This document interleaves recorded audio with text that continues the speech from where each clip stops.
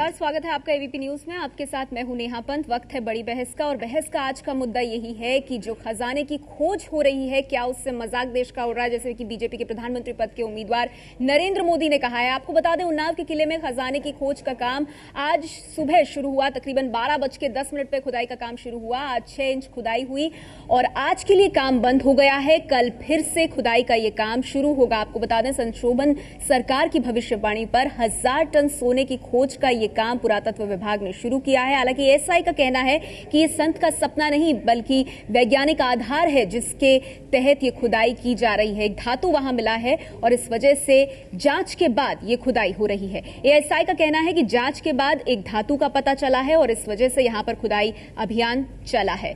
आज तक इस इलाके में खुदाई नहीं हुई है, ये साफ किया है एएसआई ने। लेकिन खजाने की खोज को लेकर नरेंद्र मोदी ने केंद्र सरकार पर हमला बोला है। मोदी ने कहा है कि सपने के आधार पर खजाने की खोज से देश का मजाक उड़ रहा है।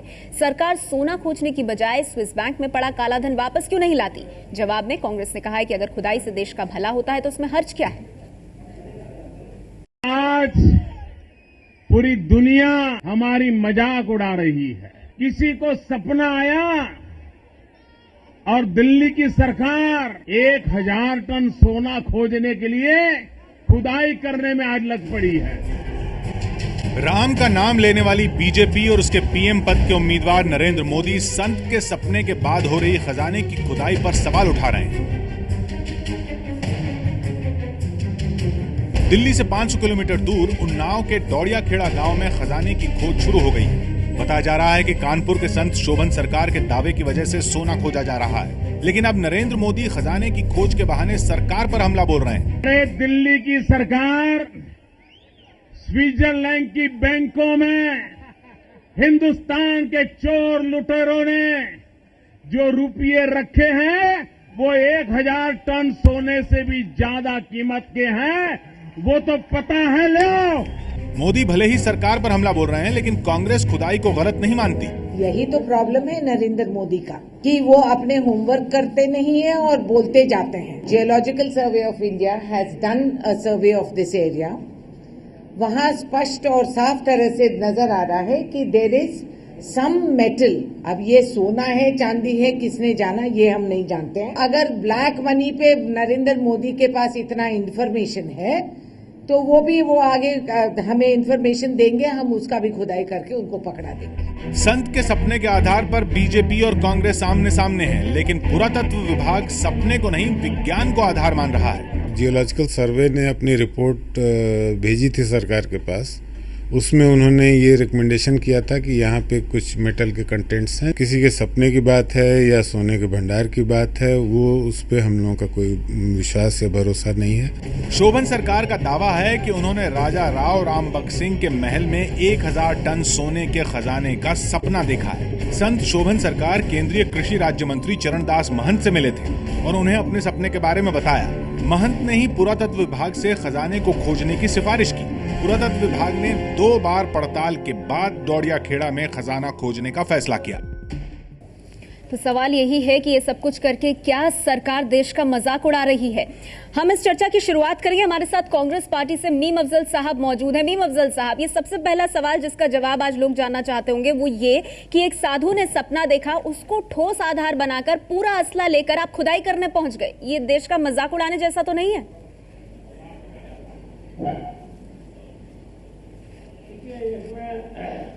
सरकार से ज्यादा जो इन्वॉल्वमेंट है वो है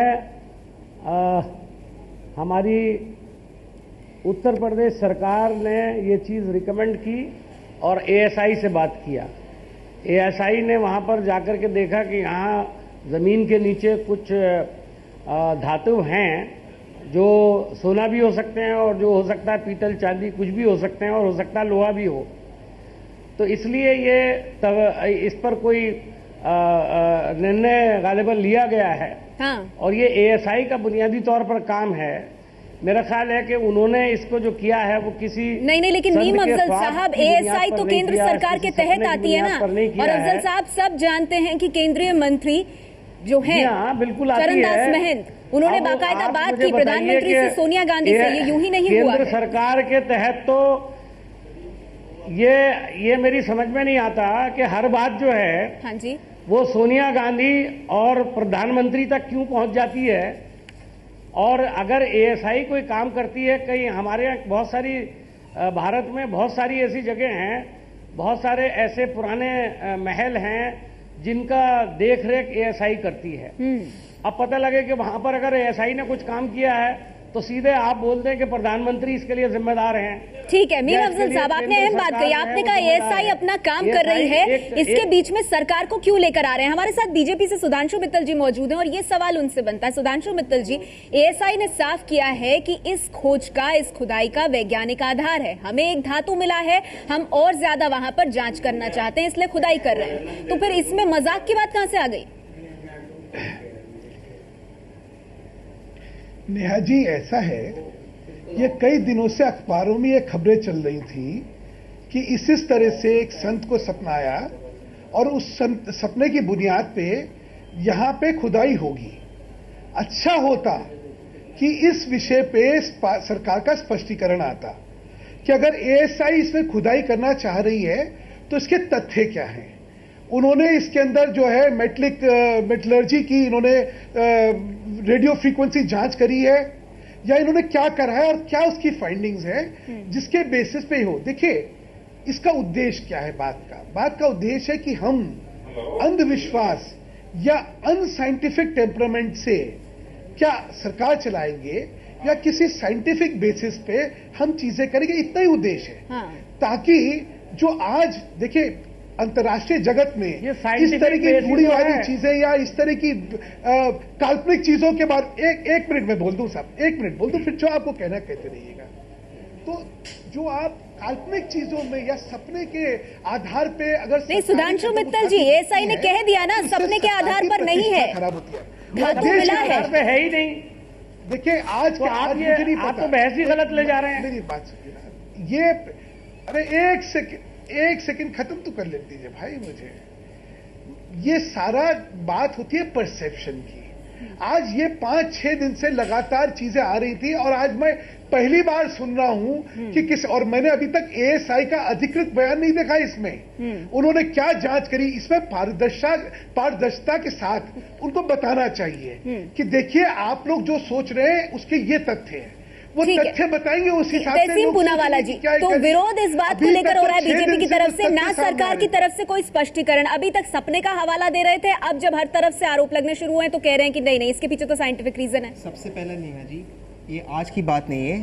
एएसआई ने पहले से कहा है कि जीएसआई ने कहा है कि वहाँ पे कुछ मेटल है, कुछ तत्व है।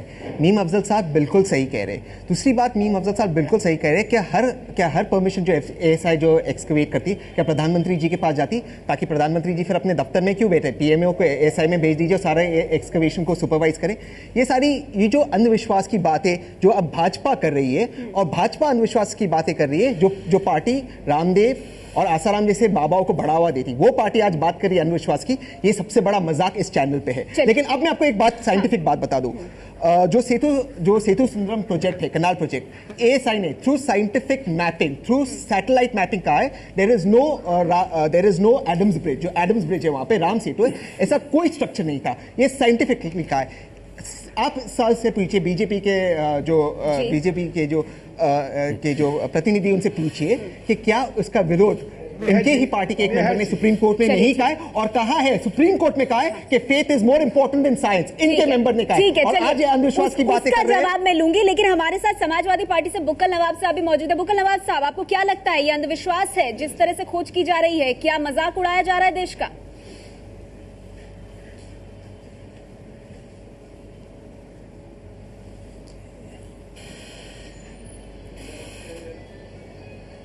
देखिए, ऐसा है कि बिल्कुल सीधा सीधा जैसे 2 दूना 4 होते हैं, ठीक उसी तरीके से एक साधु संत जो ने एक सपना देखा और सपने में उसने ये देखा कि वहां के ऊपर जो है वो राजा आए और वहां के ऊपर जो है 1000 टन सोना है। ये साधु संत एक सपना देखता है और अगर ये सपना साकार हो जाता है, हमारा मानना ये है अगर ये सपना साकार हो जाता है तो हमारे भारतवर्ष की तरक्की जो है सुधर सकती है।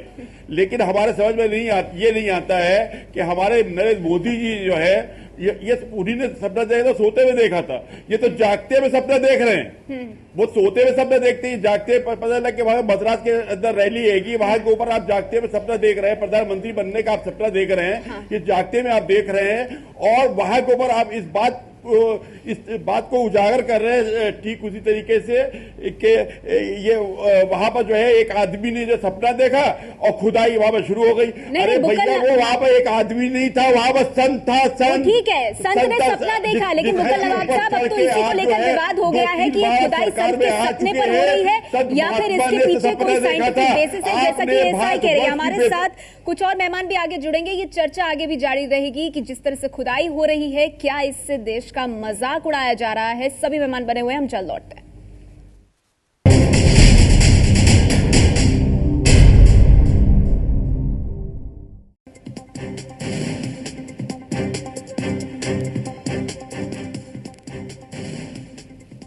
चर्चा जारी है हमारी कि खजाने की खुदाई से, उसकी खोज से क्या देश का मजाक उड़ रहा है, जैसा कि नरेंद्र मोदी कह रहे हैं। हमारे साथ आर्कियोलॉजी एक्सपर्ट नारायण व्यास साहब भी मौजूद हैं। नारायण व्यास जी, इस चीज को आप कैसे समझ रहे हैं? इस तमाम विवाद के बीच एएसआई ने साफ किया है कि हमें वहां पर धातु मिला, इसीलिए हम और आगे खुदाई कर रहे हैं।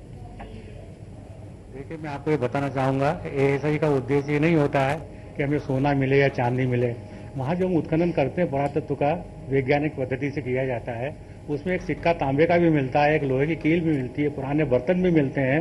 वो इतिहास की कड़ी को जोड़ते हैं। एक समय मिला है ये काम करने के लिए, तो यहाँ हमें काम मिलकर करना चाहिए। तो कोई ऐसी चीज मिले हम उसको एक इतिहास को साक्ष्य मिला बना सकें, इतिहास की जो जुड़ी गुमी हुई कड़ियां हैं उनको जोड़ सकें। तो उत्खनन का यही मेन उद्देश्य है। यदि वहाँ किया जाता है तो कोई अपवाद नहीं है और वहाँ उत्खनन करना चाहिए यदि वैज्ञानिक पद्धति से सब मिलके लोग। सुधांशु मित्तल जी, ऐसे में सवाल ये उठता है, जो बात यहाँ पर नारायण व्यास जी कह रहे हैं कि ये एक मौका है इतिहास की कड़ियों को जोड़ने का। अगर ऐसी चीजें मिलती हैं जमीन के गर्भ से तो इसमें परेशानी क्या है?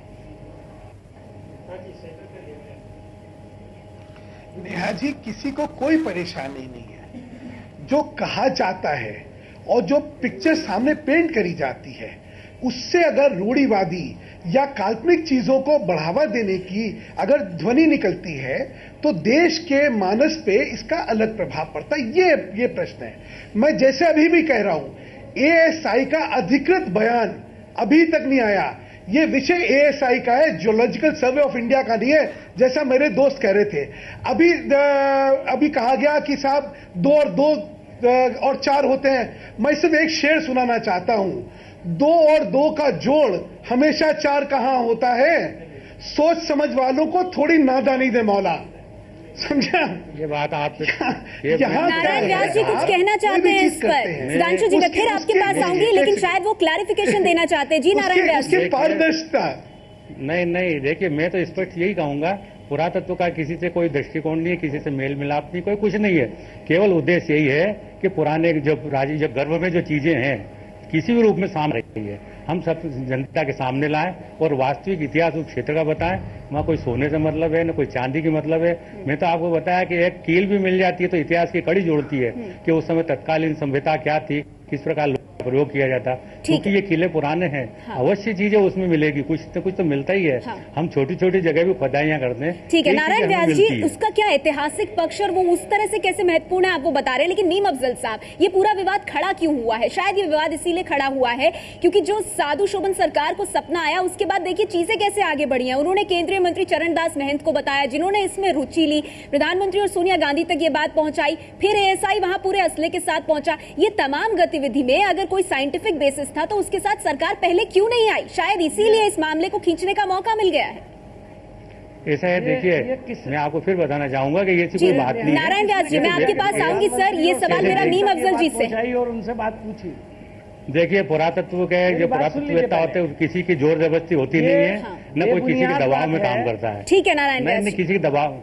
ठीक है मीम अफजल जी, आप अपनी प्रतिक्रिया देना चाहते हैं? देखिए नेहा जी, मैं आपको बताऊं, मैं अफ्रीका के एक बहुत बड़े देश के अंदर एम्बेसडर रहा हूं, जहां काफ़ी मात्रा में किम्बरलाइट माइंस हैं, ये डायमंड की। वहाँ पर बहुत सारी कंपनियां बाहर से आती हैं और प्राइवेट कंपनीज भी और सरकार मिलकर के कुछ एरियाज कई किलोमीटर का निशानदेही करते हैं इसी मशीन की बुनियाद पर जिसका अभी जिक्र हो रहा था, जिसने बताया कि यहाँ है। और उनको अगर लगता है तो वो 5 से 10 मिलियन डॉलर तक खर्च करते हैं और कभी वहां पर डायमंड मिलता है और कभी नहीं मिलता। हाँ। इसी तरह आप ये देखिए कि अगर किसी ने तवज्जो दिलाई, मुझे नहीं पता ये ख्वाब, अगर ये ख्वाब की बुनियाद पर हो रहा होता तो मैं सबसे पहले इसको क्रिटिसाइज करता, सुधांशु मित्तल जी से भी ज्यादा मैं आगे बढ़कर कहता कि ये गलत काम है। लेकिन ये ख्वाब की बुनियाद पर या सपने की बुनियाद पर नहीं हो रहा। दूसरे मैं सुधांशु भाई को कहना चाहता हूं, सपने की बुनियाद पर लोग करोड़ों रुपया खर्च करके किसी को नेता मीम अफजल साहब, आप अपनी बात रखिएगा, लेकिन यहाँ पर एक सवाल उठता है जिसका जवाब आपसे चाहूंगी। मीम अफजल साहब, आप इस बात का खंडन कर रहे हैं फिर? मीम अफजल साहब, आप आधिकारिक तौर पर इस बात का खंडन कर रहे हैं, इसका मतलब कि संत शोभन सरकार ने कोई चिट्ठी केंद्रीय मंत्री चरणदास महंत को लिखी थी, खंडन कर रहे हैं आप इस बात का, और प्रधानमंत्री को भी? नहीं, मैं ये नहीं कह रहा हूं। मैं ये कह रहा हूं कि अगर खालिस इसी बुनियाद पर खुदाई हो रही है कि सपना आया था तो मैं उससे एग्री नहीं करता। लेकिन अगर वहां पर कोई साइंटिफिक रीजन देखा गया है, चेक किया गया है, जैसे कि अभी हमारे जो आर्कियोलॉजी के एक्सपर्ट हैं उन्होंने कुछ कहा। नहीं मीम अफजल साहब, लेकिन यहीं पर विवाद खड़ा हो रहा है। क्यों विवाद खड़ा हो रहा है? इसीलिए कि क्या सपने को देखने के बाद उसके आधार पर पहुंची है एएसआई वहां? चलिए इस पर आगे हम चर्चा करेंगे। हमारे साथ मेरे सहयोगी विजय भी हमारे साथ स्टूडियो में मौजूद है। विजय, आपसे जानना चाहूंगी, ये पूरा मुद्दा विवाद का विषय क्यों बन गया? क्या इसीलिए क्योंकि केंद्र सरकार समझ नहीं पा रही है कि इसे संत का सपना कहा जाए या फिर साइंटिफिक बेसिस दिया जाए, या फिर बीजेपी जो कह रही है कि इससे देश का मजाक बन रहा है? देखिए, दोनों वजह से ही मुझे लगता है कि कहीं ना कहीं इस चीज़ को लेकर थोड़ा इसको विवाद का रूप दे दिया गया है। कांग्रेस से तो मुझे सिर्फ एक बात पूछनी है कि चलिए जीएसआई या एएसआई हो, वो हर बात को जरूरी नहीं है मीडिया के सामने रखे, हर बार अपनी प्रेस विज्ञप्ति जारी रखे, लेकिन जब इतना बड़ा इश्यू बन रहा था तो ये बात जो आज कही जा रही 1-2 दिन पहले कही जा सकती थी। दूसरा, जब खुदाई का काम शुरू हो गया, पूरी दुनिया की नजरें इस खुदाई पर हैं, तो फिर क्यों सरकारी ढंग से बिल्कुल सड़क के खुदाई हो रही है 10 से 5 वाला ऑफिस टाइम के हिसाब से? इसमें भी आप इसमें थोड़ा और जोर लगा सकते हैं। आप क्या चाहते हैं कि ये खुदाई 1-1.5 महीने तक चलती रहे ताकि विधानसभा चुनाव के समय और लोगों का ध्यान इस पर ही रहे और बाकी चीजें कारपेट के नीचे चली जाए? और जहां तक बीजेपी की बात है तो बीजेपी तय तो करे पहले कि ये खुदाई से मजाक उड़ रहा है या खुदाई साइंटिफिक कारण से हो रही है। नरेंद्र मोदी कहते हैं मजाक उड़ रहा है, इन्हीं की पार्टी की उमा भारती कहती है कि नहीं, जो खुदाई हो रही है वो सिर्फ सपने के आधार पर नहीं हो रही, उसका एक वैज्ञानिक आधार भी है। चलिए, दोनों से सवाल है, मैं तहसीन जी आपके पास आऊंगी, लेकिन उससे पहले मीम अफजल साहब जो सवाल पूछे विजय ने उनका जवाब देना चाहेंगे आप? कुछ कहना चाहता हूँ। सुधांशु जी आऊंगी मैं, पहले मीम अफजल साहब के पास, फिर आपके पास आती हूँ। जी अफजल साहब। देखिए विजय जी, मेरे ख्याल में तो ये इतनी इम्पोर्टेंट बात थी भी नहीं, लेकिन चूंकि मीडिया में 3-4 दिन से खबरें आ रही हैं और साधु जी को दिखाया जा रहा है बहुत ज्यादा, तो जाहिर है कि ये एक बड़ा नॉर्मल सी चीज है। और एएसआई बहुत सी जगहों पर ऐसी इवैक्यूएशंस करती है और इसके लिए बहुत बड़ा बजट भी खर्च हो जाता है, लेकिन कभी उसका कोई जिक्र नहीं होता। अब यहां पर चूंकि साधु जी आ गए और आप के मीडिया ने हमारे पूरे उसको रोजाना दिखाया 2-3 दिन तक, तो मीम अफजल साहब सिर्फ मीडिया ही नहीं, केंद्रीय मंत्री भी आ गए, चिट्ठी प्रधानमंत्री तक भी गई, मैं आपको ये चीजें भी हुई हैं कि मेरे नजदीक नहीं, मैं तो आपको कह चुका हूं कि प्रधानमंत्री का भी नाम लिया जा रहा है, पता नहीं क्या क्या नाम लिए जा रहे हैं जिसमें कोई हकीकत नहीं है। मैं तो ये कहना चाहता हूं कि आपने एक बात कही कि शायद ये इलेक्शन में डाइवर्ट करने की बात है, आप इसको दिखाना रोजाना टेलीविजन पे बंद कर दीजिए, ये इशू ही नहीं बनेगा अपने आप। मैं तो कहता हूं इसको बंद कर दीजिए। आपको क्या जरूरत है कि टेलीविजन पर आप इस तरह की चीज दिखाएं? अगर इस तो आप खुदाई का काम जल्दी पूरा कीजिए ना, अगर जब खुदाई शुरू की है तो। मैं हिंदी में नहीं कह पा रहा हूं। 6 घंटे खुदाई हुई, 6 इंच खुदाई हुई, और आप कहा कि कल सुबह 10 बजे होगी, 5 बजे खत्म हो जाएगी, बीच में लंच ब्रेक होगा। अब देखिए आर्कियोलॉजिकल सर्वे ऑफ इंडिया वालों का जो मकसद है वो सिर्फ वहां से सोना बरामद करना नहीं है, बल्कि वहां हो सकता है एक सिविलाइजेशन निकले आपको। अच्छा। एक इंडस वैली सिविलाइजेशन था, वहां भी खुदाई होती थी, मोहनजोदाड़ो के अंदर भी खुदाई हुई है, मैं इराक में भी जाकर के देखा है मैंने, बाबुल के अंदर जो खुदाई हुई है, ठीक है, वो भी आहिस्ता आहिस्ता छुरियों से और छोटी छोटी चीजों से की जाती है। और ठीक है मीम अफजल साहब, मैं समझ रही हूँ, आप पहले ही उससे दूरी बना रहे हैं कि भाई अगर सोना नहीं भी निकले तो उसको मुद्दा ना बनाया जाए, कुछ भी निकलेगा तो उसको अहम माना जाएगा। सुधांशु, मैं आऊंगी आपके पास नारायण व्यास जी, लेकिन उससे पहले सुधांशु मित्तल जी, सवाल आपसे भी, आपकी पार्टी के भीतर 2 आवाजें हैं, नरेंद्र मोदी कुछ कहते हैं और उमा भारती कुछ और कहती हैं। सुब्रमण्यम स्वामी कुछ और कहते हैं। पहली चीज तो ये कहना चाहता हूं पार्टी है, हमेशा ये सिंधु तेरी गहराई में, एक सेकेंड, अरे भाई बोलने तो दीजिए। ऐ सिंधु तेरी गहराई में ना जाने कितने घाव छिपे। सारी चीजें पारदर्शिता और प्राथमिकता का प्रश्न है। नरेंद्र मोदी जी ने क्या कहा? उन्होंने कहा सरकार की प्राथमिकता क्या है। अभी आपने पिछले हफ्ते देखा होगा, एक रिपोर्ट आई कि केमन आइलैंड में कितने लोगों के इन्वेस्टमेंट के डिटेल्स वहां से मिली हैं, जिसमें 2 आईएएस अधिकारी हैं, कुछ राजनेता हैं, कुछ सब लोग हैं। उसके बारे में एक कदम सरकार ने नहीं उठाया। नोटिस जारी किया सबको, इनकम टैक्स डिपार्टमेंट ने नोटिस जारी किया है। क्या बात कर रहे हैं आप? एक मिनट मेरे से बात सुन लीजिए ना, पहले बात सुन लीजिए। और प्राथमिकता के अंदर आप क्या कर रहे हैं?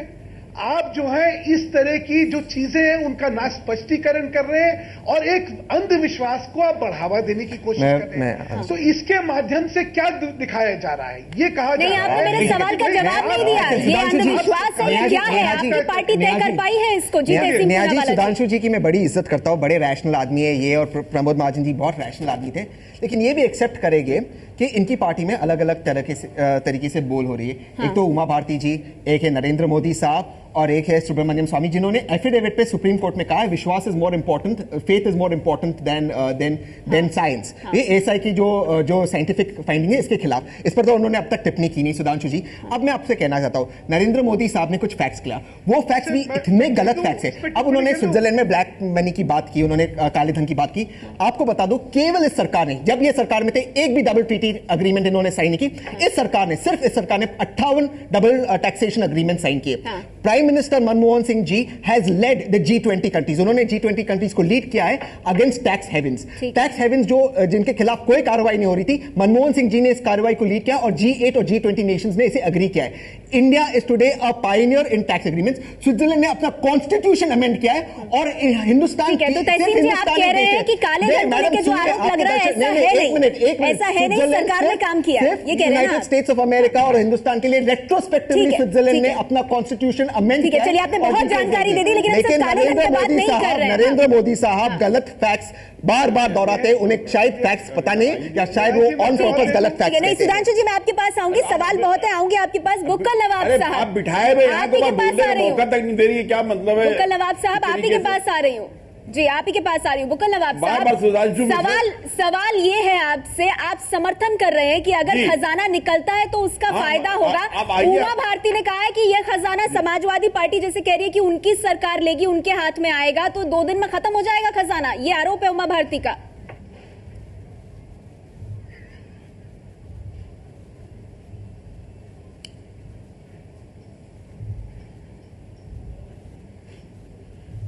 ऐसा है कि सबसे पहली बात तो ये है कि हमारे ये जो इनके मुखिया है मोदी जो है, एक गलती करे, 2 गलती करे, 3 गलती करे, कितनी गलतियां करेंगे? पहली गलती की सरदार असरदार, आप धर्मी आ के मतलब होता नहीं, धर्मी अधर्मी, स्वीकार अस्वीकार, शांति अशांति। तो ये तो मतलब आपने जिस तरीके से आप बोल रहे सरदार असरदार आप बोल रहे हैं, उसी तरह आपने बोला है देवालय के बाद शौचालय। आप नहीं, बुक्कल नवाब साहब पूरा नहीं घूमेंगे, हम इस चीज पर ही चर्चा कर रहे हैं। ठीक है, मैं आपके पास फिर आऊंगी। स्वामी नवल किशोर जी भी हमारे साथ इस चर्चा में मौजूद है। स्वामी जी, इस विवाद को कैसे देख रहे हैं आप? जो खुदाई हो रही है, क्या देश का मजाक उड़ रहा है उससे? स्वामी जी चाहिए, और आज जो जिस तरीके से एक मिनट एक तो मैं निवेदन करना चाहता हूं, हमारे यहाँ हर घटना को राजनीति से जोड़ने का जो प्रयास किया जाता है वो बहुत सुखद नहीं है। जहाँ तक खुदाई की बात है, एक संत को प्रेरणा हुई, कोई सपना मिला कि यहाँ कोई संपत्ति या कोई पुरातत्व की कोई वस्तु हो सकती है, और पुरातत्व के लोगों ने वहाँ कुछ सर्वेक्षण करके वहाँ खुदाई प्रारंभ की। अब वहाँ कुछ मिला नहीं, उससे पहले जो बवाल पैदा किया जा रहा है उससे पूरे देश की उपहास हो न हो, पर दुनिया ये तो जरूर जानती है हम किस प्रकार से लड़ना झगड़ना जानते हैं। मेरा तो इतना ही निवेदन है कि वहां पर आज से खुदाई प्रारंभ हुई है। भगवान करे जो महात्मा को प्रेरणा मिली है वो सार्थिक हो या कोई प्राचीन वस्तु मिले, इतना इंतजार तो करना चाहिए हमको। अभी भूगर्भ में अंदर वस्तु है, उससे पहले ही हम नाना प्रकार की कल्पनाएं और नाना प्रकार के जो आपस में मतभेद पैदा कर रहे हैं, वो तो कम से कम किसी के लिए सुखद नहीं है और अच्छा नहीं है, ऐसा मैं मानता हूँ। जी, मीम अफजल साहब, मैं आपके पास भी आऊंगी और सवाल यही उठता है यहाँ पर कि क्यों इस पर इतना विवाद हो रहा है। शायद इस वजह से क्योंकि इसमें सरकार की तरफ से जो स्पष्टीकरण है उसको लेकर भी तस्वीर साफ नहीं हुई है। हम चर्चा जारी रखेंगे, सभी मेहमान बने हुए हैं। चर्चा जारी है हमारी कि खजाने की खोज करके क्या सरकार देश का मजाक उड़ा रही है, जैसा कि नरेंद्र मोदी कह रहे हैं। चर्चा आगे बढ़ाने से पहले इरफान साहब के कार्टून पर नजर डाल लेते हैं। सोने की खुदाई का काम चालू है, लेकिन एक भिखारी पूछ रहा है, अजीत तोले का नहीं, प्रति क्विंटल का भाव बताओ। चलिए चर्चा को आगे बढ़ाते हैं। मीम अफजल साहब, एक सवाल यहां पर यह भी उठता है कि कितनी सारी सरकार की स्कीम्स हैं, अगर आप नरेगा को ही लीजिए, कितनी सारी समस्याएं हैं। कई लोग चिट्ठी लिखते होंगे, क्या उस पर कार्रवाई करती है सरकार इतनी गंभीरता से? जो कि एक साधु का सपना आया, उसकी चिट्ठी आई और पूरे असले के साथ पहुंच गए खुदाई करने। देखिए, ये बुनियादी तौर पर उत्तर प्रदेश सरकार का प्रपोजल है, जहां तक मैं समझता हूं, ना कि साधु जी का प्रपोजल है।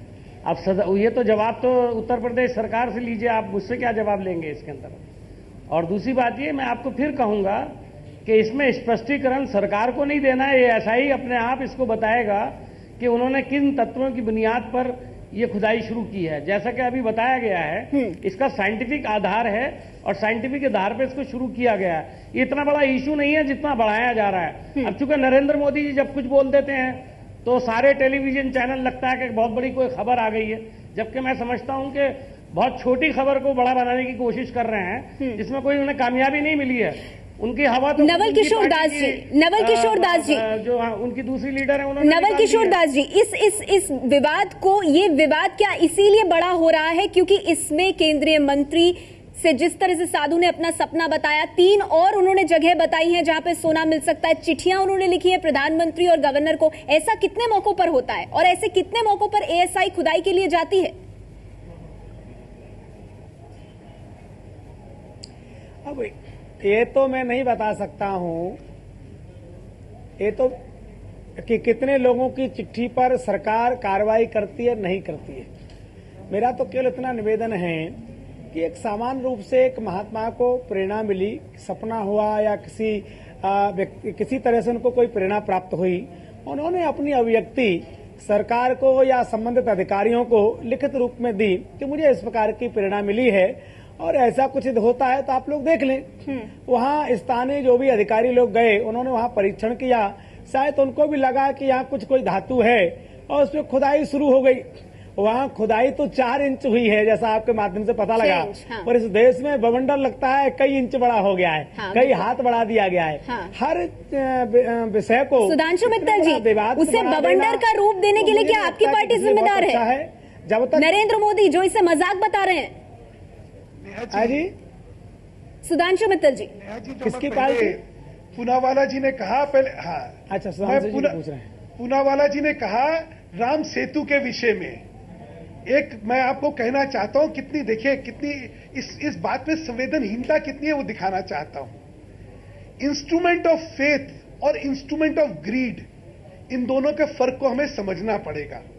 राम सेतु आस्था का प्रश्न है, करोड़ों हिंदुओं की जिनका एक विश्वास है, और यहां पे पर ये भी तो साधु का विश्वास है। सुधांशु जी माफ करना, मैं बीच में बोला, पर ये भी तो साधु का विश्वास है। एक मिनट सॉरी सुधांशु जी, लेकिन आपको सिर्फ बता रहा हूँ, पहले खत्म तो कर लेंगे जी, खत्म कर लेंगे। राम सेतु परियोजना सबसे पहले तो अरुण जेटली लेकर आए थे। हाँ जी, अरुण जेटली लेकर आए थे। और राम सेतु अगर वो वहां पर कनाल बन जाए सुधांशु जी, देश को लाखों करोड़ों रुपए का फायदा होगा। मुझे बोलने तो दीजिए। सुधांशु जी आपको बता दूं, देश को लाखों करोड़ों का फायदा होगा। चलिए नहीं सुधांशु जी माफ कीजिएगा, आप सभी से माफी चाहूंगी, वक्त मेरे पास इतना ही है, मुझे रोकना पड़ेगा इस चर्चा को। लेकिन ये सवाल बना रहेगा आगे आने वाले दिनों में भी, महीने भर तक इस खुदाई को आगे बढ़ना है कि ये जो खुदाई हुई है ये साधु के सपने के आधार पर या फिर इसके पीछे कोई वैज्ञानिक आधार भी है। शुक्रिया आप सभी मेहमानों का हमारे साथ आज की इस चर्चा में जुड़ने के लिए।